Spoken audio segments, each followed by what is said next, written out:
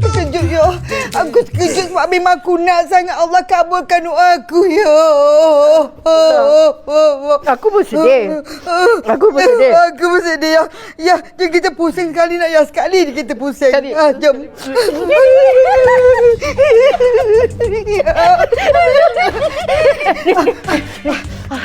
Allahumma shalli ala Muhammad. Astagfirullahalazim. Astagfirullahalazim. Ni berkat kita banyak selawat, banyak istighfar tau. Istighfar banyak memang Allah akan kabulkan doa kita. Ni, Jas dah setuju. Jadi kita kena cepat-cepat pilih tarikh. Tahun. Ya. Dah. Aku tak angkat kau pingsan je. Aku tak angkat je, kau berat je. Kau istighfar. Tadi aku rasa macam nak pingsan. Kau istighfar. Aku tak angkat. Astagfirullahalazim. Astagfirullah.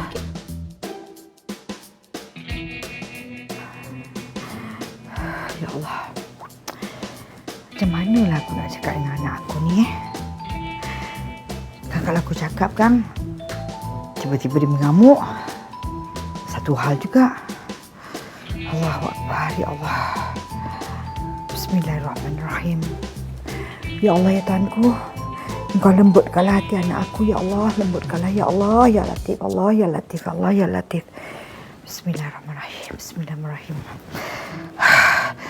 Mesti jadi. Bismillah.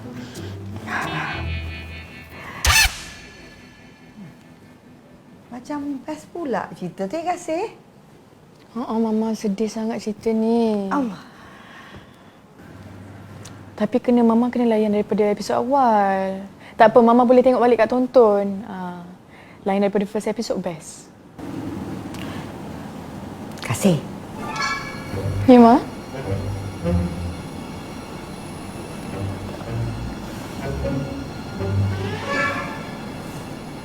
Kenapa ni, Mama? Mama ada benda penting nak cakap dengan Kasih. Oh. Kasih tahu kan pasal penyakit Antiyah tu? Tahu?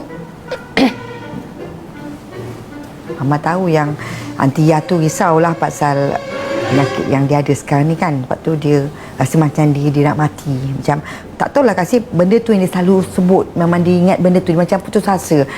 Sebab itulah Antiyah tu nak sangat tengok anak dia kahwin sebelum dia mati. Ya, Mama dah bagi tahu banyak kali dah benda ni. Ya ke? Tapi itulah yang ini Mama pun nak beritahu. Dia ada bincang-bincang lah dengan anak di Jazlan tu. Dia cakap lah dengan Jazlan tu, kalau dia tanya Jazlan tu suka tak, nak tak kalau dijodohkan dengan Kasih.